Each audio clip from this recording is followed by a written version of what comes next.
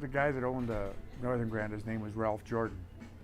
And Ralph and I used to have the odd cocktail together. And so we got talking one night and having a few cocktails, and he said, "Bob, why don't you come and manage this hotel for me?" I said, "I don't know anything about the hotel business."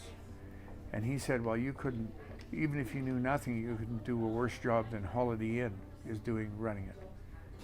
And so we sat down and chatted a little bit, and we looked, and that year he had lost $750,000.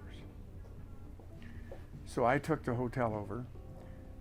I didn't know anything about running a hotel. I got a hold of some people in Vancouver. Their name were Clark Gaynor and Associates.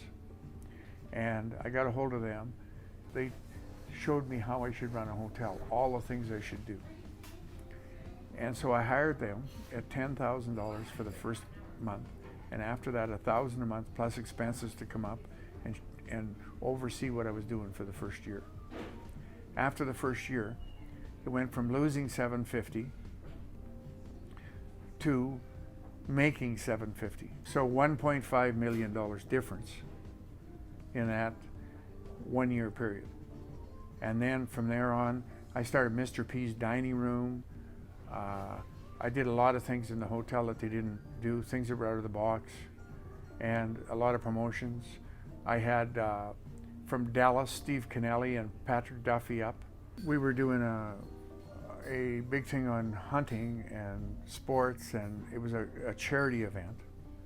And so a bunch of us were sitting around having cocktails in my lounge.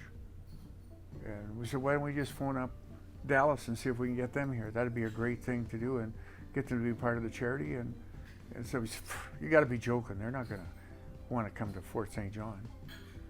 So we phoned them up and got a hold of Steve Kennelly and talked to him. And he said he just loved goose hunting and blah, blah, blah. And so we said, well, we'll take you goose hunting if you come up here and do this. And all your expenses are paid. They come up, didn't charge us a dime, stayed in the hotel, did the complete thing for us, and raised a whole bunch of money for charity.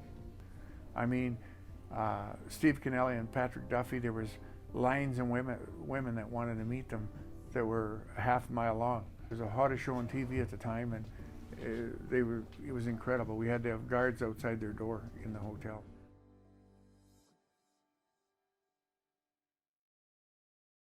What's your best story from that weekend?